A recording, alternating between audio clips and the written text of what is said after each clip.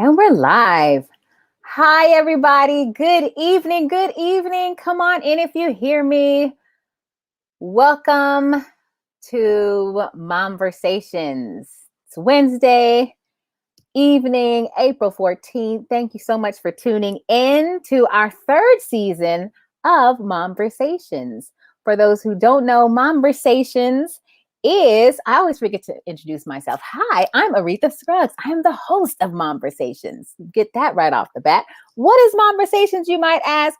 MomVersation is a conversation between moms about the very live reality of one passionately loving and raising the next generation of our kids while also constantly learning to live into our own purpose and love our own craft. MomVersations is a show where we hear real life stories of incredible moms making waves in our world, from entertainers to entrepreneurs and more. Thank you so much tonight for tuning in to MomVersations as we hear from our guest today, Kendal Troutman, about how to live and thrive in motherhood and purpose. Welcome, welcome, welcome.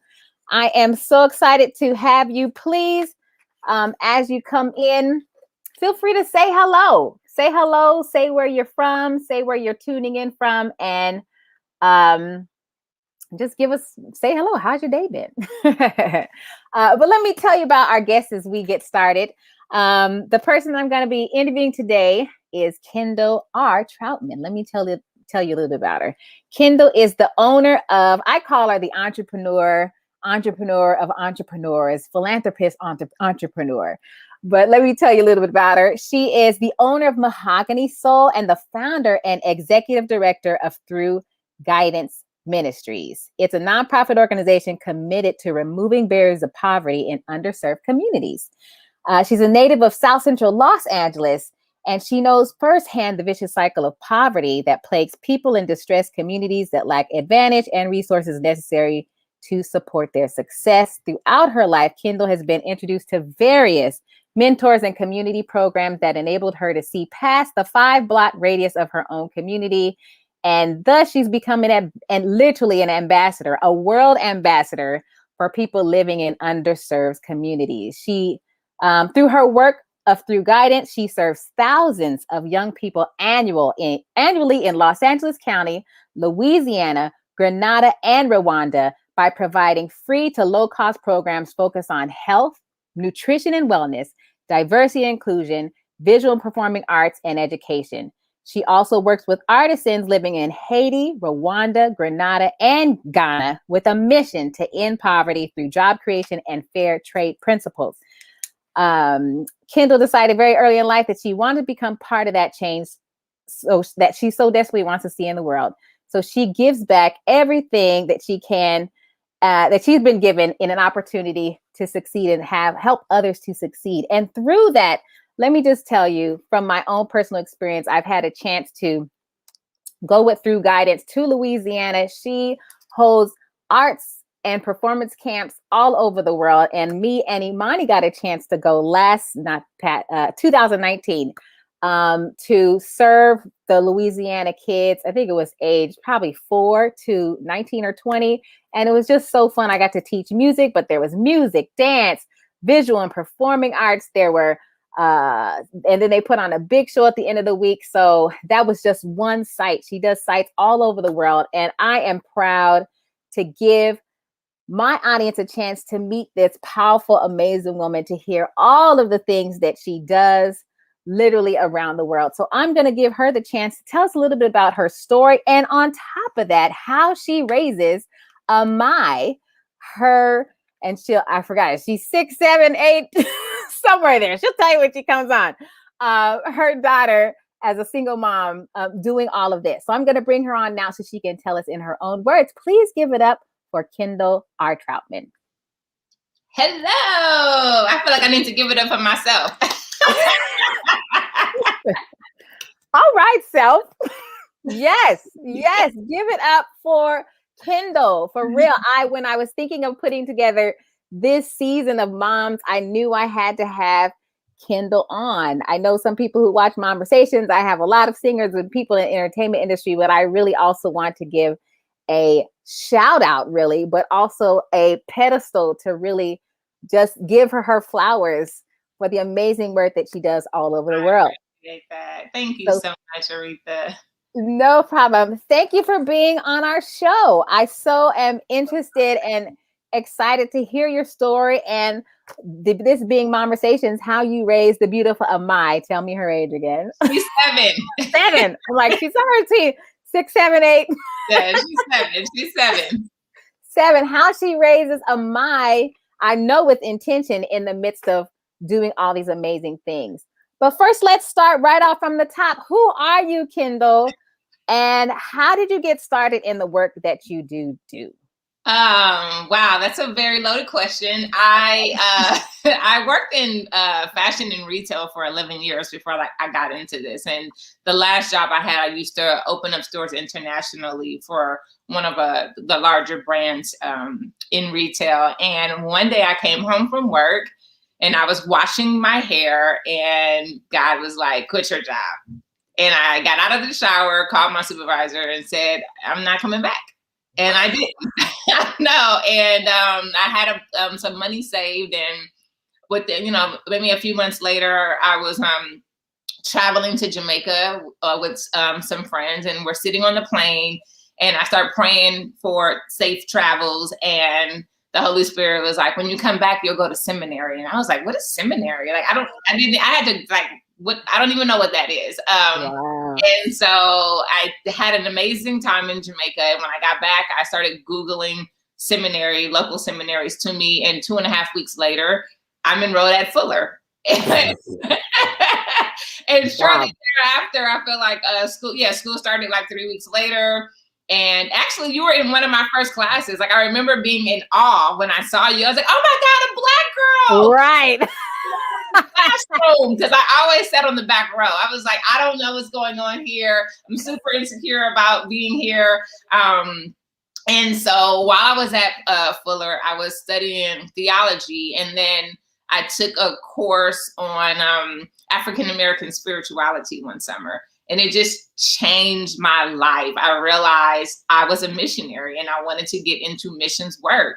And during that class, I reached out to my advisor and was like, I don't want to do theology anymore. I'm a missionary. And then the following summer, I lived in Rwanda for 3 months to do my practicum. And I did a 1 week dance camp, if you will, for street kids there.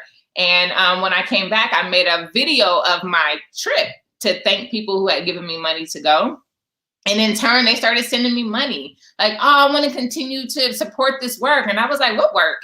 Because for me, I went there to get spiritual, to get vocational discernment. I'm like, I don't know what to do. Like, all I know is fashion. I have a bachelor's degree in fashion design and an associate's degree in fashion merchandising. And at this point, I've been out of work 2 years. 2 years, 1 year just vacationing, another year now in graduate school. And I was frustrated actually in the mission field. I'll never forget. And I talk about this a lot with my home host in Rwanda. I was sharing a house in Rwanda with some other missionaries from the States and from Canada. And they were all very specific, teaching English, tutoring. And then here I am like, I want children to get to know God and fall in love with him through dance, because that's what happened to me. And it wasn't tangible. It was very relational. Missionaries' jobs aren't normally like that. And it was, I remember just sitting in Rwanda crying, just uncertain about my future, frustrated about what was going to happen next. I couldn't label what I was doing, but I knew I was making an impact. And then when I came home, people just kept sending me money. Wow. I started through guidance. And so, yeah. Oh my goodness. What a story. And we just starting, ladies and gentlemen. Who was that who taught? I don't even remember that class. He's from is it Johns? No, is it out of Oakland, out of East Oakland, Smith. Pastor, he was older, and he's like very popular there. I can't remember his name. It was a summer course too. I would say it wasn't a regular teacher then. No, I don't it even, wasn't. No. No one at Dang. Fuller on staff inspired me like that. In terms of professor. FYI. No. Yes, he was visiting. He was from East Oakland. He had a church out of East Oakland. He was incredible. Wow. Yeah. Look at that. You never know where just one class will lead you. I know. Exactly. Change the direction. Yes. That's awesome. So, I mean, what an amazing start. So then I don't know if here we should go to, so through guidance led to Mahogany Soul, then yeah, kind of. Okay. So the year I lived in Rwanda alone, the following year I graduated and took a team of like 8 people to Rwanda with me to do the camp again. And then the following year, I took another team of 9 people to do the camp. And then we extended the camp to Coshado, Louisiana that second year. But because I have this background in fashion, I deemed myself Fly's missionary. No disrespect to other missionaries, but I call myself Fly's missionary because it was also a part where I'm like, I can't be a missionary. Like, they got really bad hair. Clothes are really outdated, and I'm new to Christ at this point. Like, I come into Christianity as an adult, and I'm just like, yeah, no, I can't be a missionary. And so, but I'm shopping in Rwanda, and when I'm coming home with stuff, people are like, where did you get that? Can I have that? Can I buy that? And so I realized there was also other work there that could be done. And, one of the root causes of poverty, of lack of resources, lack of education, et cetera, et cetera. But it's also, I realized if we can create jobs in Rwanda, then we can end poverty. And so if I can partner with artisans there, develop it, really support the work that they're doing, and I can provide an avenue for revenue, then why not? And so I got into fair trade, not knowing what it was, as a hobby. And I did it as a hobby almost 7 years before I actually created Mahogany Soul legally. Just really wanting to support artisans and watching their lives be impacted, and especially women that were raped during the genocide, who are living with days. Like, my beginning years, I was really primarily working with this one specific group of women. And again, I just saw the impact that it is made when we just put one foot in front of the other, put other people's needs before our own. And, it's the little things that actually just make a big difference in the world. So.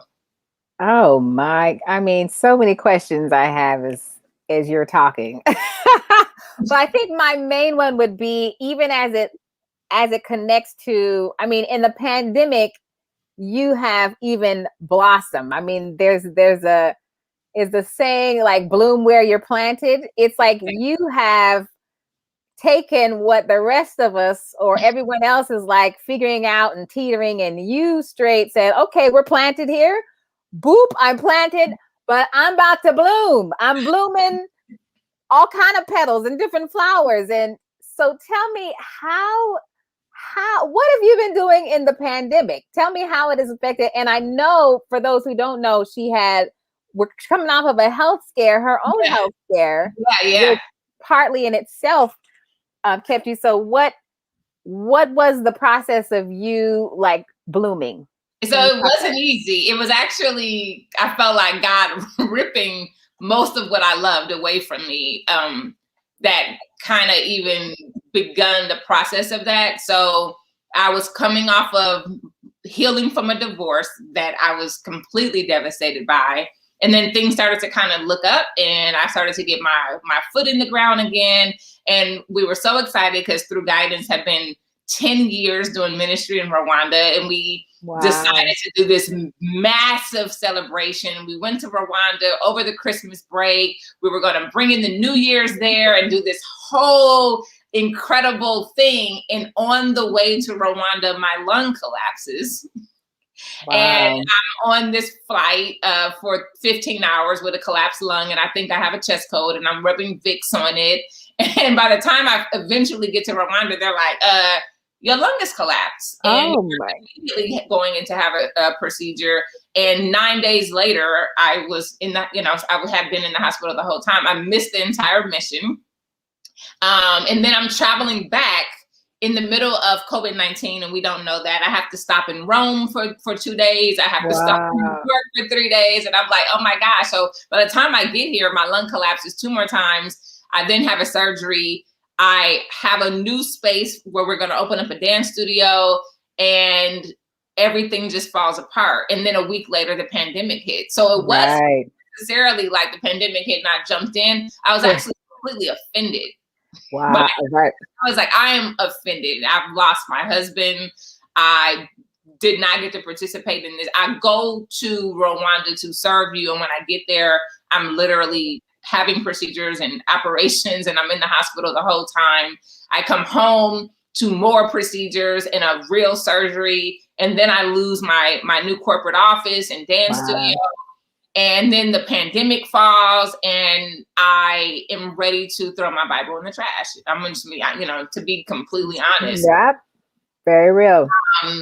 And I call my pastor, who's also a really good friend of mine, and I'm like, look, you can come over and talk to me about this, but don't talk about Jesus, the Bible. Like, we're not doing none of that. I'm like, I don't want to hear it. And after 3 days of me being in that space, through therapy and a life coach, because I absolutely am an advocate of therapy. Yes, all of that.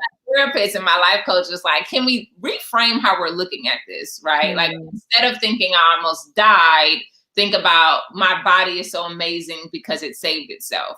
Both lungs could have just collapsed and I could have just been done, but instead only one collapsed and the other one worked harder and all these things. And so it was really just reshifting what happened. And then I remember while I was going through the first year of my divorce, my prayers started to be, God, just revealed to me the next step. Because at this point, I don't know what you want. Yeah. So show me what the next step is, please. And so when the pandemic hits, I see it as an opportunity. So all of my ministry cannot happen because we cannot travel. But I feel responsible for all of these kids. I feel responsible to give of myself in that capacity and to keep the work that I'm doing alive. And my life coach calls me the Queen of Manifestation. And I really felt like I could either sit or I can swim. And so after a few months of my daughter and all of our kids being in front of their computers in the house, I was like, you know what? We're going to start a community garden and teach young kids how to grow food. And so we did that, and we still have that. Now we have a partnership with American Heart Association, and it's an incredible program that's free to kids. And then after George Floyd was killed, a lot of companies were really releasing statements about Black lives and their support of Black lives. And my daughter is an synchronized ice skater, and I reached out to Toyota Sports Center to have a conversation about that. It was a very interesting conversation, but in short, we decided to start a diversity ice skating program. Wow. I have 18 Black and brown kids on the ice being introduced to ice sports, and LA Kings got involved. And so to your point, it really has been a year of opportunity, and I tell a lot of my friends, I'm like, there's so much opportunity happening in this pandemic. Like, if you ever wanted to try something or do something, go for it. Like, this is it. Last year could set you up for years to come. And for me, it absolutely has been just that. Yeah. I look forward to the day that we get to go back out and do these large camps in Louisiana and in Grenada and in Rwanda and even here in South LA. But I'm so grateful for 24 Degrees of Color Diversity Ice Skating Program, our Spade and Sprout Garden Program. I'm about to launch a dance program in 2 weeks. And then now I have 15 kids in Rwanda that I just adopted for their academic financial needs and their medical expenses for the next 17 years. And so we're running, I don't know any other way. Oh, ladies and gentlemen who are listening, please, come on. Come on. If we could give a standing ovation and a round of applause. I'm serious. It's because you are right. It's it's especially in this time, it is sink or swim. It is give up or, well, what we gonna do? How we gonna pivot? Yeah, you gotta pivot. How we gonna pivot? Because so many people, not just artists, entrepreneurs, so many people have been laid off, all kind of things, have lost all kind of things. And so it's amazing to see. And even the idea of planting, like a seed has to go into the ground and literally die to bloom. So it's you're blooming. Hello. Yeah. I've for so many years through guidance, I was an army of one, but I do have an incredible team of people who work with me and for me that make sure we show up every day for kids, no matter where we're, what program it is. And for that, I'm also just really grateful. Like, they definitely make it easier, because I remember in through guidance when I was just the one who did it all. And now I think I'm carrying about 70% of the organization on my own, which is still a lot. But it just feels really good to see 2 of my programs completely managed and operating independent of me, and me just overseeing the work. I love it. Goodness gracious. Well, now this is the space. Right. And that's Naisha. That's exactly. How did you, the food program, she's talking about, how did you, because you serve, I know I see these numbers. If you follow her on Through Guidance, is it Through Guidance on Instagram? Is at Through Guidance, At Through Guidance, you see all the meals that they've served, 60,000 meals this week, 55,000 meals this week. Talk about the food program, because not only is she doing these amazing programs for kids, but she's literally been feeding thousands of people. Yes, I forgot about that. And so Naisha, this is what I'm talking about though. So she does not work for me or with me, but it's that too, like being surrounded by people who got your back, even in an interview. So yes, Naisha, thank you so much for looking out for me. Our feeding program is called Nutritious Life. For the past 4 summers, we've been the food sponsor for some local YMCAs and some other community programs, providing meals for their summer programs. Well, when the pandemic hit, California Department of Education reaches out and they lift the waivers to be able to respond to the emergency need that's happening, because we really only have a contract to do this during the summer. So since March 30th of last year, we have distributed about 2.4 million meals, free breakfasts and lunches to youth in LA County, from as far north as Lancaster and as far south as Linwood, Downey, and then as far as east as most of East Los Angeles. And it has really been overwhelming to be able to make an impact like that. When we closed out 2020, we closed with 1.9 million meals served, and these are free meals. These are hot breakfast, hot lunch, and we used to have about 15 grab and go sites in LA County. We are now up to 29, and we are striving to hit 40 grab and go locations before the summer is over. And I am so thrilled that we've been able to do that. And it's been incredible. Again, wow. 2.9 million. This would be after leaving Rwanda and being frustrated. I was like, wait. I got some things for you to do. Yeah, a lot of things for you to do. I got some things for you to do. Yes. Man. Okay. Well, now's the point. Now I want to go to, how in the world are you doing all of this, raising Amai in the midst? And I know with intention, because she's a lady of she got a lot focus. Yeah. She has a lot going on. Wow. How am I doing it all? Well, it's one thing I will say, and I share this with my mom friends all the time: build programs around your daughter, right? So I'm just like, I need something for you to do. I know what we are going to do. We're going to do this, and this is going to be a whole program with me. But I really am blessed to have my son is setting. I'm so sorry. Wasn't expecting that. So blessed to have Amai. She's incredible. She's always been an easy baby. And as a result, it was very easy to raise her to be very independent. And so Amaya is very self-sufficient, which makes it easy.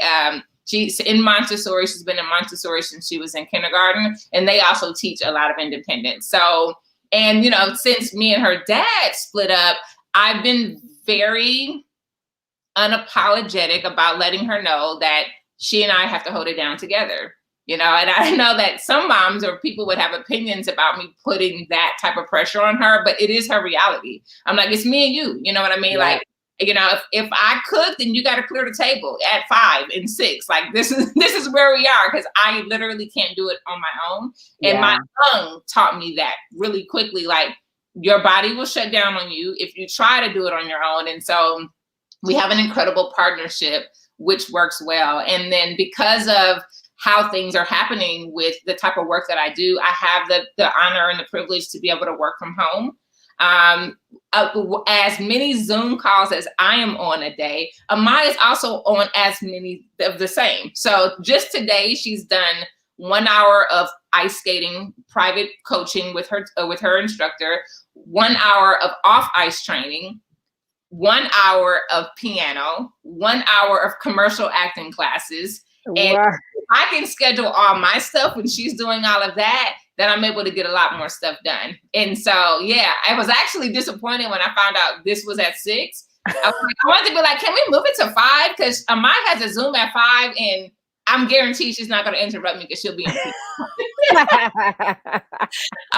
She has also become very close with Alexa. I hope I don't sound her off. But Amaya sets her alarms for Alexa to remind her to get on to her class at 10:30, you know, and I really have to create some serious structure in our home. And Amaya also used to, you know, I've traveled everywhere with her. She's gone to every place I've been except for Haiti. And even with Mahogany Soul, from the time she was 2, I would put her under the table at pop-up events with a toddler bed and a tablet or some Play-Doh. And, you know, I'm like, mommy has to work, stay under the table, put the drape down, and I'm selling product. And by the time she was like 4 and 5, she's coming out like, this is from Rwanda, and the women there make this. I'm like, you know what? Yes, let's do that. Let me train you how to do that. And I'm like, too often our kids want to get involved, and we're like, well, no, you know, not you're too young, not right now. But I learned with Amaya when she taught herself how to tie her shoe at 3 o'clock. I was like, oh, you've been here before. So let's go ahead and do it then. We have a pop-up this weekend. Let's go sell this merchandise together. Wow. To fully, really kind of integrate her into my life and my work. And now she walks around saying, you know, when you die, mommy, I'm going to continue to do all your work. I'm like, wow. Right. Thank you. You already have plans, huh? Yes, right. I love it though. Well, how did becoming a mother change your life? How did it change your life? How did it change your thoughts? Or so I completely lost myself in becoming a mother and a wife, actually. I don't know if you're like intentionally not really talking about my marriage. I don't have a problem with it at all, you know. But becoming a wife and a mom, I no longer existed.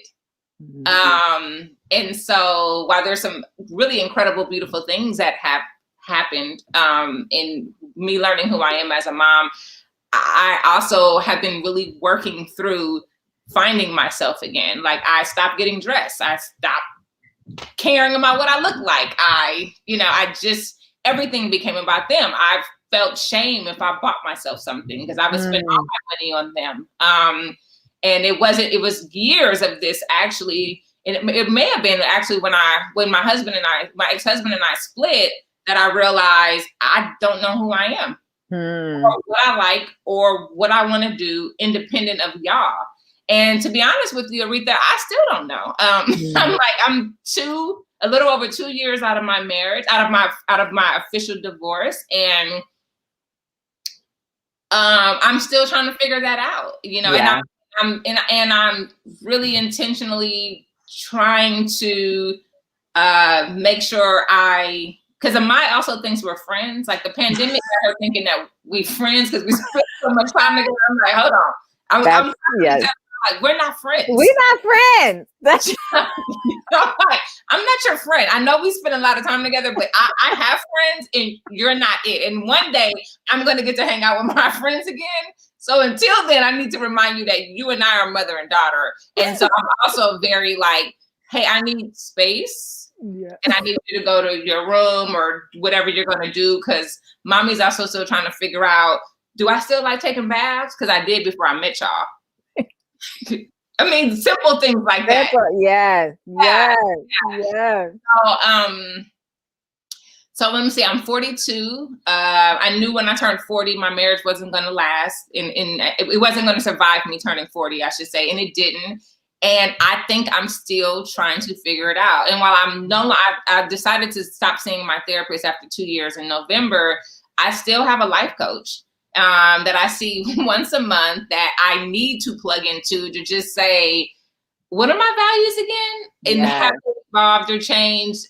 You know, who do I want to become, or have I arrived to her? I mean, even with this, so I have on this beautiful dress right now, but underneath it, I have on sweats and these like weird socks, and you know, just like but I almost got on the interview like that in like a regular t-shirt, and I was like, no, you like looking nice, so let's look nice and these from here up while we're about to be interviewed, because even though it's about to be dinner time and Amaya just got out of piano and you got to go into full mother mode, like you got to do this too. And watching myself in this camera, I'm like, it's been a long time. I forgot I was fine. Look at you.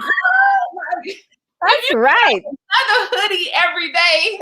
If you don't stop wearing these white beaters and leggings every day, I mean, I don't know if y'all can see what I see, but I mean, Aretha, we look amazing, right? We look amazing. And I want people, your mama's giving you a shout out in the chat. And I want moms, this is a real life subject right here of giving your whole self to everyone else. And then you're like, wait a minute, I'm busted. Yes. Yes. So put in the chat if you agree, if you feel it. You know what we talking about. Yes. That's real for moms. That's real. I have actually my friend Naisha that's commenting. She has done a great job with making sure, if nothing else, she loved the way she looked. And I realized when I'm teasing her about it, I was like, you're just teasing her, but you're jealous. I'm like, where does she find the capacity to do that? You know what I mean? I'm just like, and every year on my birthday, I'm like, this is the year that you're going to start getting dressed again. Yes. This is the year that you're going to start, you know, but I don't make it. I'm not doing well. My birthday was in December and I'm still, you know, I just still look like a soccer mom, and not a cute soccer mom. Just like, you know, like. That's real. So I just, I'm still trying to figure it out. What I do know is my favorite color is no longer purple. Okay. But it has been 3 decades. And recently I was like, it's not purple, it's yellow. All right. Yeah. So I'm learning small things. And HelloFresh has just taught me I love cooking. And not only for other people like my daughter, but I really enjoy cooking. But I didn't know that. So I don't know if that answers your question or not. That answers my question. And I love people are responding. They're responding to these things because it's very real. And I was going to ask that question. I mean, people sometimes think self-care is like, I do have to put on makeup and hair, but sometimes it can just be ordering you some HelloFresh and cooking. Sometimes it can be realizing my favorite color ain't purple. It's yellow, actually. That's wrong. Just own it. No, it ain't purple no more. I love how I look at yellow. Yes, it's yellow. That can in itself be self-care. Go get you a yellow dress. Go get you a yellow whatever. Yes. You know, I was married 7 years and I'm only 2 years out and I'm still digging to find myself, to figure out, because I thought I couldn't wait to get back to who I was. Yeah. And I'm like, you are 32. You are 42 years old. Who you were and who you are becoming are two very different things, Kendal. Yeah. And so, you know, every day it's something new. My mentor bought me a puzzle, a 1,000 piece puzzle for my birthday. And I just finished it 2 nights ago. And I realized I like doing puzzles. Like, I really like them, but I didn't know that. So puzzles, puzzles, yellow, cooking HelloFresh boxes. That's where I'm at right now. Hey, that's good. And that's good enough. That's good enough.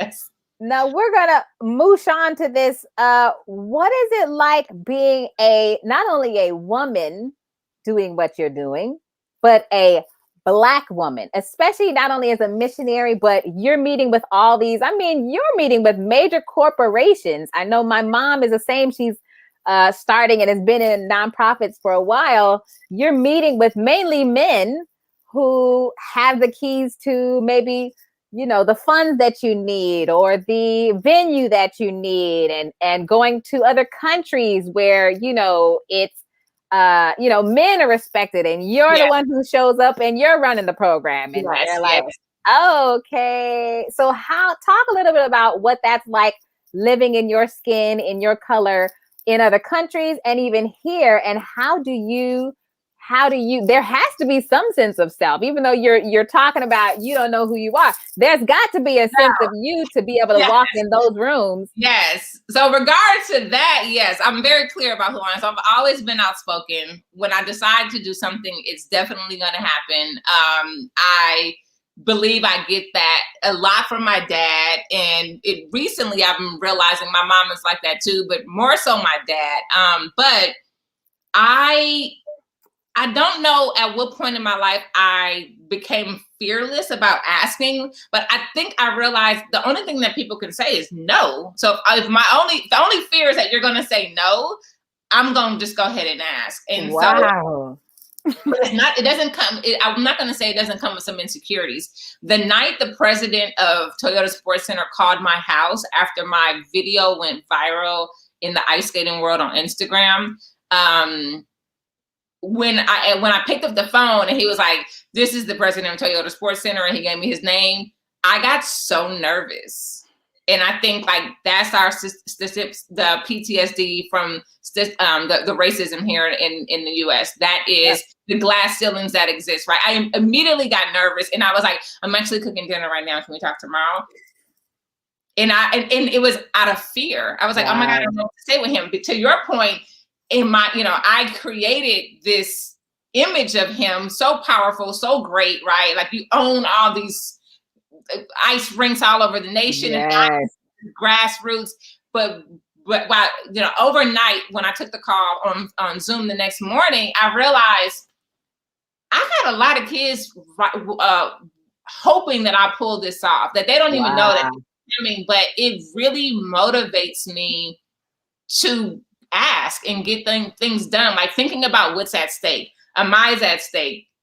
Kids in my community and all over the world are at stake, So to your point with Rwanda, like we're bringing dance into churches where they don't even want dance a part of worship. And I'm changing the minds of pastors and how they're allowing now kids to dance in their churches, right? But I think that, and I don't want to sound too spiritually, but I really can't help it. It's the confidence that I have in Christ that really allows me to just go for it. And, I remember when I got upset with Toyota Sports Center and I quit, and my friend, Nisha, she says, "It's okay. Knowing you're going to have your own ice skating program." And I was like, "Girl, you know how much money that costs? Like, I ain't no way I'm going to have where am I going to get a rink?" Not realizing not even 3 weeks later, I would literally have my own ice skating program. Right. But my people in my life and my determination to want to do things, I am just not afraid to ask for anything. Wow. If I'm asking you for something, I've already convinced myself you're going to say yeah.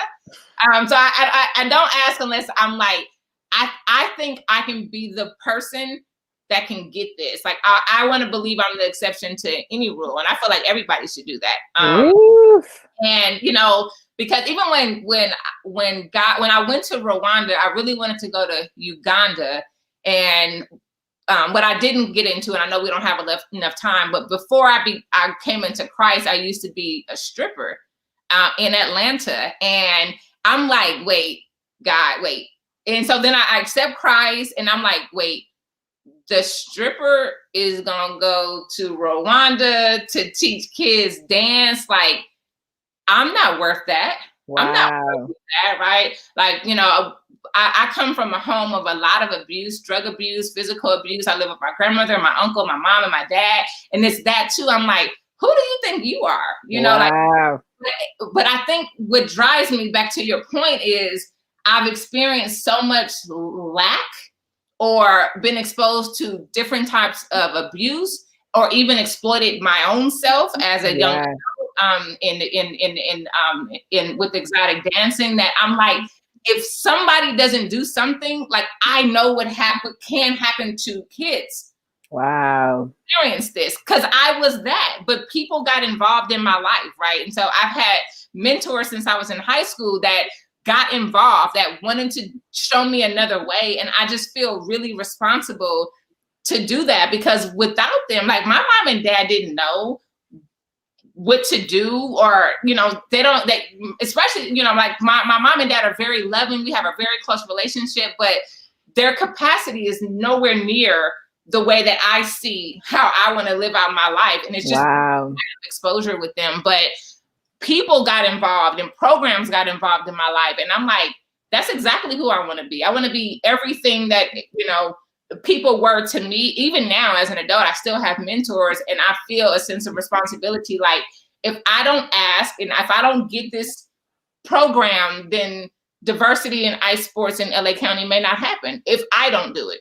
You know, if I don't pick up the tuition for all 15 of these kids, they may never go to school. Like, I got to figure out how to, you know, to encourage people to get behind the work that I'm doing, to make a difference. So that way, when we go to bed at night, we feel like we are becoming the change that we want to see. We have a sense of responsibility for that. It has to be bigger than my household, my daughter, and my daughter seriously, full life, you know, like, she's in acting, she's in ice skating, now she's in synchronized ice skating, now she's in ice hockey. And I'm like, you know, I have financial resources now to do that with the help of my mom or dad or her father, but I can create these programs to also make sure other kids are winning too. Wow. Because if people didn't do that for me, I don't know where I would be. Ooh. That's just it. Like, I still live in the community I grew up in. You know, I'm from South LA. I still live in South Central LA. And knowing that I could have died last January, had I died, I would have been like, okay, I've impacted thousands of kids. We planted seeds, me and my friends, my community, people and donors, we all came together. We made a difference. Well done.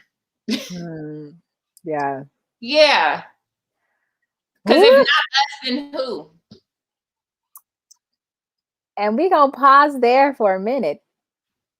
If not you, then who? If not me, then who? If you listening, not you, then who? So I think that's pretty powerful. I want to, going back to the mommying, the reason why I put this show together is because of that very reason of becoming a mom changes your whole life. Becoming a wife changes everything.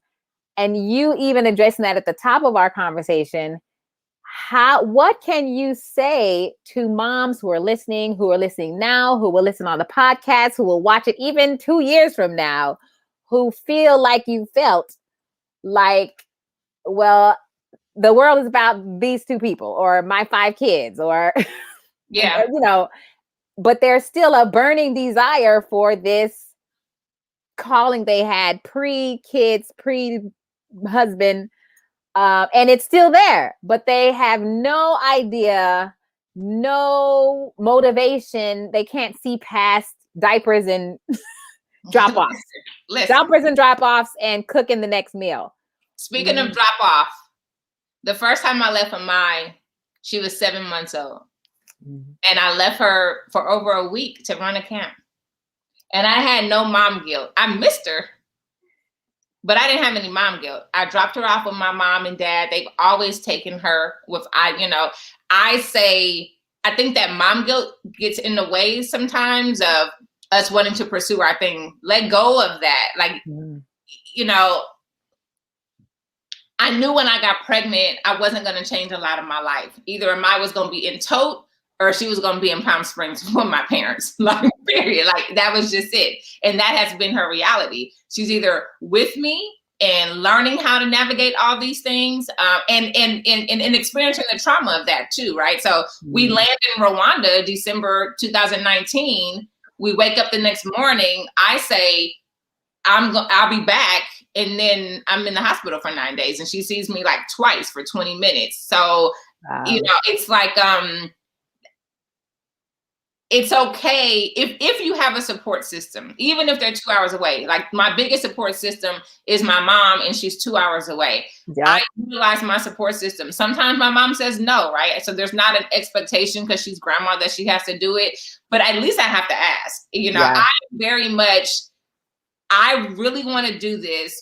So let me look at all the options I have for my child. I mean, even just recently, I got my second shot for my vaccine. I wasn't sure if I was going to get sick or what was going to happen. And while I made the appointment, I made sure that I solidified somewhere for her to go. Like, I am not afraid to ask you to take her if I trust you and I love you. I need to take a mine. You know what I mean? And because I need to do whatever it is that thing is, whether it's go to this meeting, get this vaccine, leave her and go all the way to Haiti. I've been to Haiti 3 times and I didn't take her any of the times because I didn't feel comfortable with her being there with me. But I'm very committed to how I feel like I'm being led. And it's not that I'm willing to sacrifice my family to pursue that, but I am. And it's okay. And it's okay for me to want both, and for me to pack a bag and say, see all of y'all later.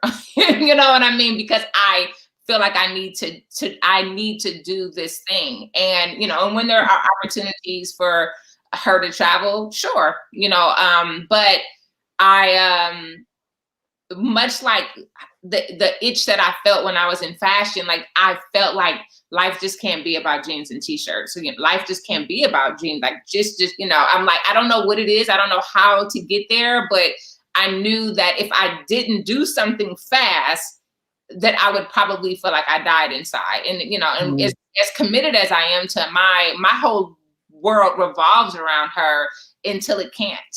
And I'm honest with myself about when it can't, or even, because like I said, she think we friends now.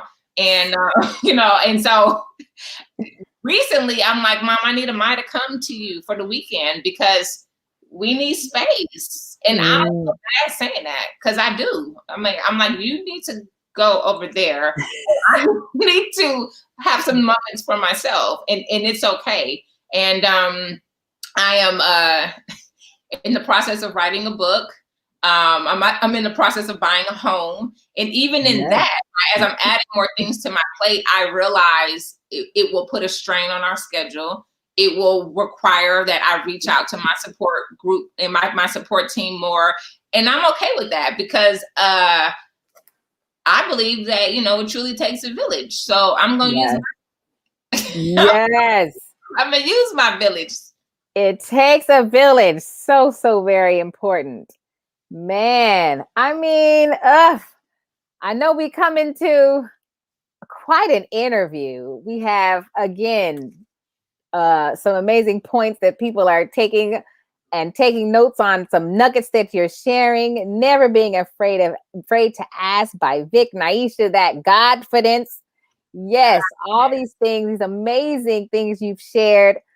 I don't have to ask, but I want to ask this question. I know this is your anniversary of coming to Christ. So my question would be, how has your faith informed your journeyhood of both motherhood and your purpose? And then I never asked your why. What is your why? Maybe we can somehow tie both of those in. What is my why? Yeah. Why I do the things I do. All of the kids represent aspects of my childhood. Mm. When I see them, I see me. You know, my parents would give me the world if they had it. Mm. They would have introduced and exposed me to things if they were. And when I see my daughter, she represents little Kendal. Like, you know, if anybody's been in therapy or done any kind of EMDR therapy, it really takes you back to the little version of yourself. And so little Kendal and I have been doing a lot of work coming out of my marriage. And I realize even my passion as a missionary working with kids, like they are me. I literally feel a responsibility because whatever moved the adults in my life to get involved in my life, I'm feel forever indebted by them because they were a part of rescuing me. Like, you know, I don't want to sound confident, but I just, I know that there's a lot in me, and without people getting involved, I just don't know if I would have ever reached even close to the potential that that God desired for me. And what was your other question? Sorry. How does that why or that faith, how has it and how does it continue to inform your journey, both as a mother and as a woman of purpose? So that's a great question. As a mom, I was terrified my last year of marriage to get a divorce because I didn't know how I would financially handle anything, like at all. And I was terrified because I still wanted Amai to have the quality of life that she had, and then some. And I think it kind of goes back to when we think about what God has done in the past and remembering all of the times he's like saved us or we become victorious in a situation where we wasn't supposed to. I think like that is my motivation when I get stuck in my head with my gremlins that are telling me, who do you think you are? You can't have that. You're not supposed to have that because of ... Right. And it's the idea where I'm like, well, if you know, I think Ty Tribbett has a song that says, well, if you did it before, then he'll do it again. Yeah. I really take him at that, you know. And Bishop Jones once said, when you do your part, God's obligated to do his. And while I'm not perfect, I really strive to please him. And because I know I do that, I'm like, look, I'm doing my part, so I need you to show up, like straight face, you know, like, hello, you know what I mean? And it's not always, yeah, sure, Kendal, right? Like my lung collapsed. I almost died. I just put an offer in a house on Thursday and I didn't get the house. And I cried on Monday, just Monday, because I wanted this house and God was like, nah, not today, you know? And so it is really working through all of that. But I think that seeing the success of boldly, when I feel the spirit is like, now. Yeah. I don't do double dutch. Like, I don't know when to jump in. I'm like, now. So I just jump and I just jump freely into it, and beautiful manifestations happen, you know, and all of this opportunity to exist and to give and to create happens. And for that, I am grateful. And you know, and it's not always easy because my divorce was gut-wrenching. My lung collapse was gut-wrenching. Like, I do have real moments where I'm wrestling with why. And to your other point, you know, every year I want to quit through guidance. Every year. You know, I'm just like, I can't do this no more. We don't have any money. I don't have the resources. Like, there's not enough people wanting to help. There's not, you know, and I'm like, I'm quitting. I'm going back to corporate America. I probably have said that 9 times in the past 10 years. Very real.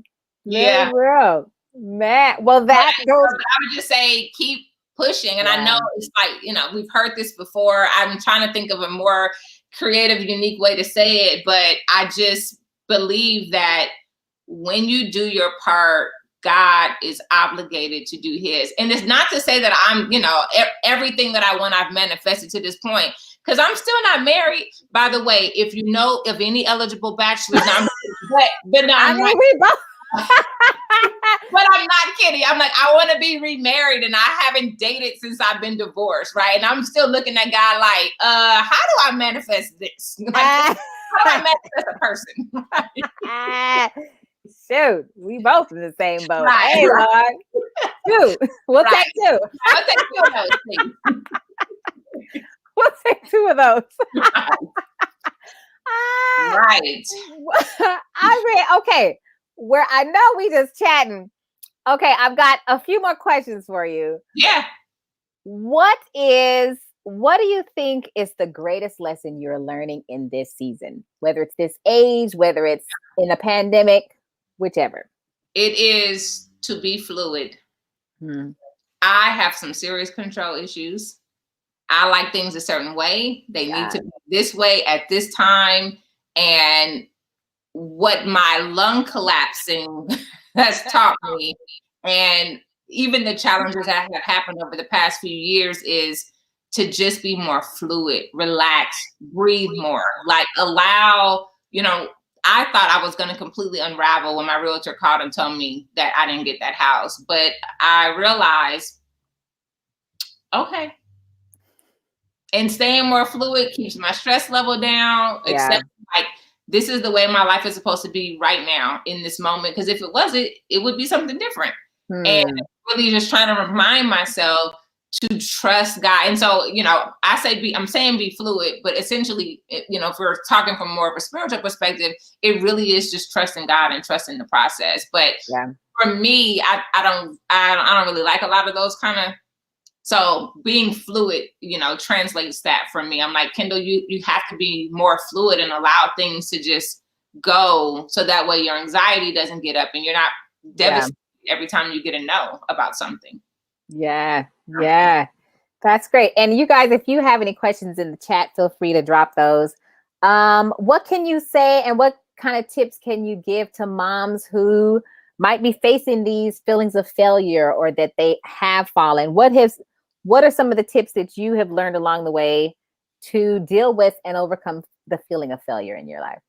I read books about other people's failure and how they can. Yes. Like, there's this book called, I'm so mad.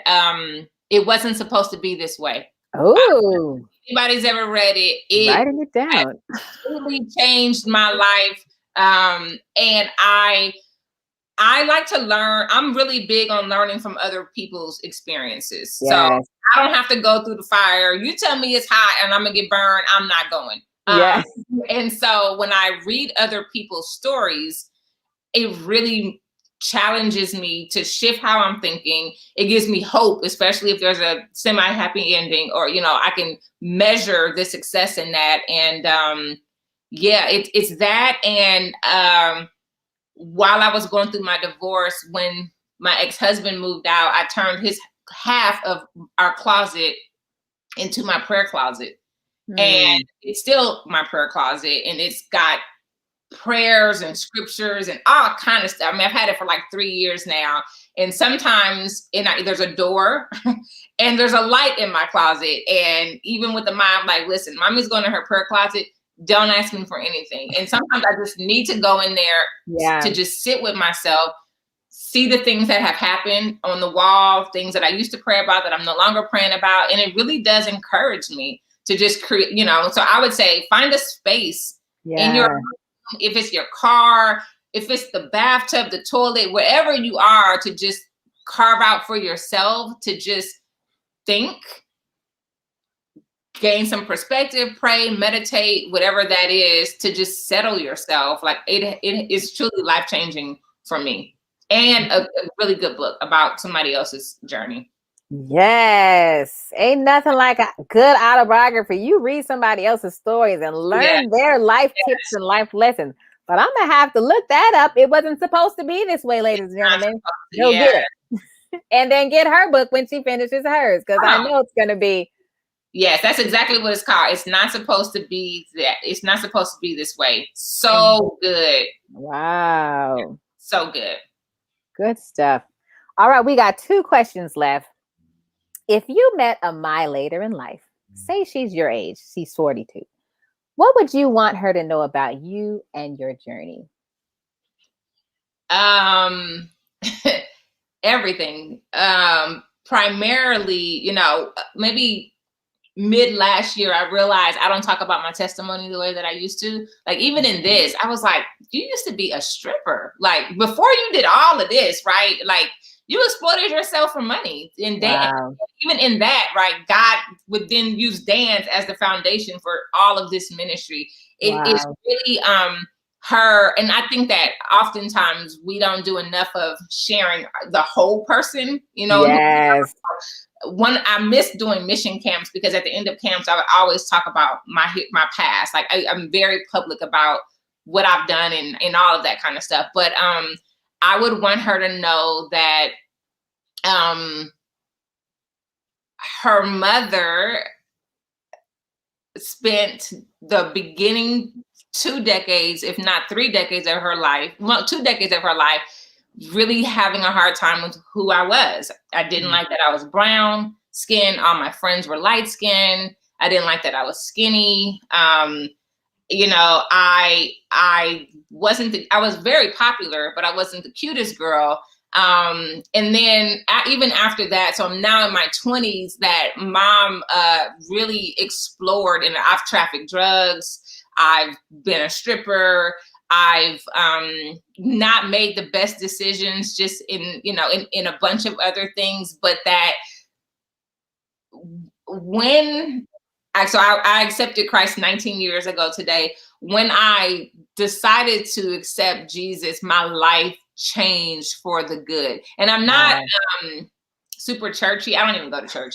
But I no matter I want her to know, like, even though I made a lot of interesting choices, I was exposed to things that I probably should not have been exposed to. That it took me 10 years to finish an undergrad degree. That I really beat myself up about the lack of things that I had, or the challenges of colorism within our community.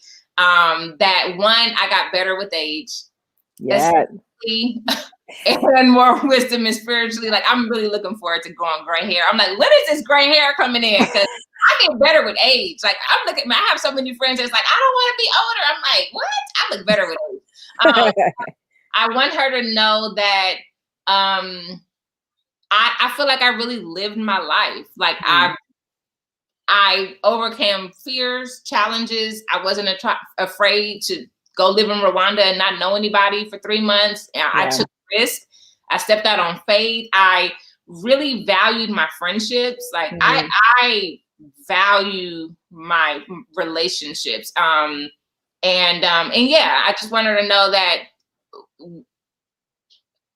it took me a little while, but once I realized that the sky was the limit, it really made it easier for me to jump. Wow. Mm-hmm. Oof, who is am I gonna be with the mommy like you? It's pretty amazing in a good way. Amazing. Thank you. And finally, I love to end our talks and our interviews with this question. Kendal, it has been an honor to interview you. Thank you. I want to know, who are you becoming? I am becoming, it's so interesting because, so as a missionary for the past 9 years, I have lived a very modest life, cash poor life, not really knowing sometimes where this was going to come from. Where I am now is I'm making way more smarter financial choices. And I'm looking forward to continuing to build generational wealth for which is something I didn't even think was possible. And I've almost just about accomplished all my goals with that. This house is the last piece to her trust.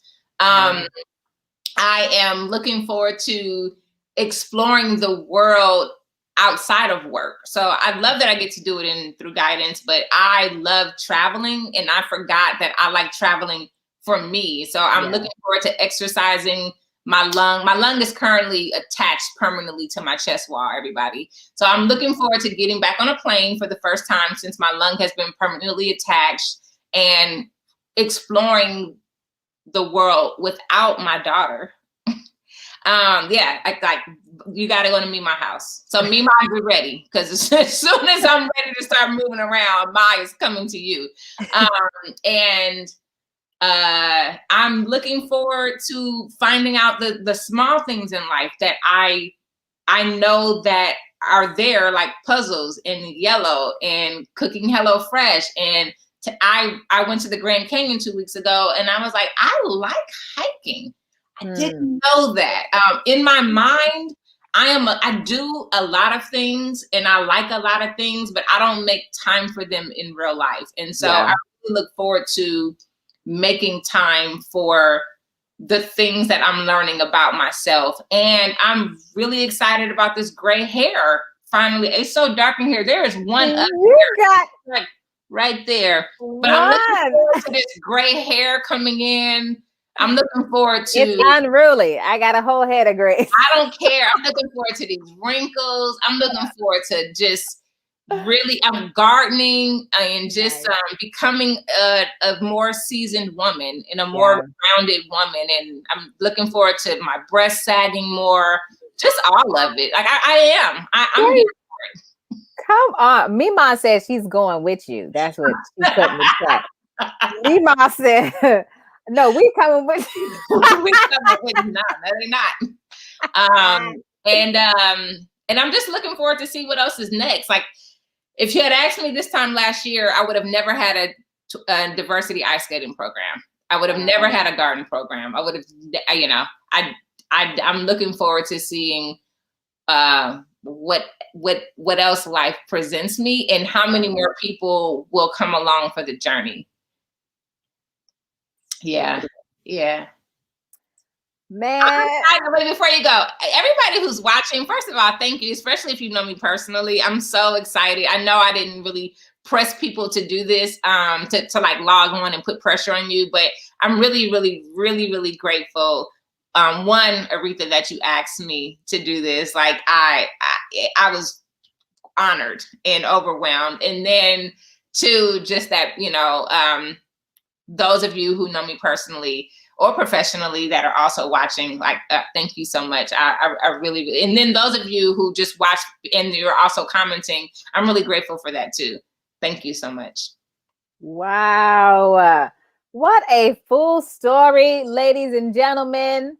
I knew some of that, but probably only like a 14th of all of her story, and so many great things, not only that she shared, but I'm looking forward to see what else she's doing. I mean, me too. Man, I've been on this journey at least since Fuller with this woman, and the things that she has really done and created and really served all over the world, people all over the world, is just amazing. So I am honored that you have graced your story with the MomVersations audience, the MomVersations podcast. Yes. Please, for those who are watching and or listening, you can go to throughguidance.org to find out more about Kendal R. Troutman and follow her story. Get on her email list so you can follow her. You can, if you want to support her, there's ways to donate and be a part of the amazing work that she's doing, again, not only in the United States, but around the world, with your kids, my kids, everybody's kids, and the next generation of amazing leaders. She's helping to build them up and to rear them. And I just thank you for your honesty and your transparency and really your vulnerability. And you've got claps in the in the chat. Thank you, Naisha and Crystal.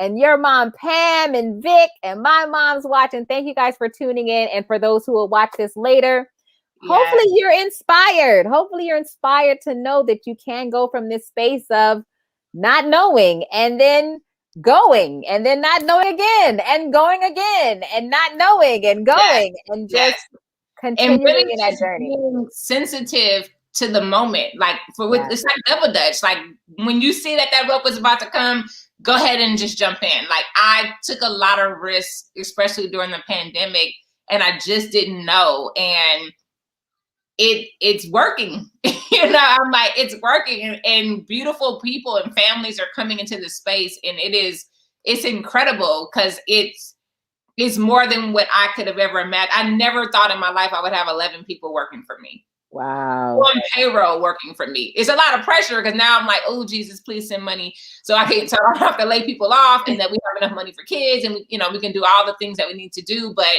I when that opportunity comes, just jump out there. The worst thing that can happen is that you fall on your face, but then you could just get back up.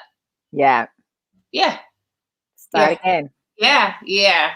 So I should ask this. Do you have any final thoughts? I need to add that to my final questions. Do you have any final thoughts you want to share with the audience, or was no, I'm just grateful. I'm honored. I'm grateful. I am taking applications for potential husbands. All of that. Put it out there. Yes, I'm putting it out there. So I'm 5'9". He needs to be tall.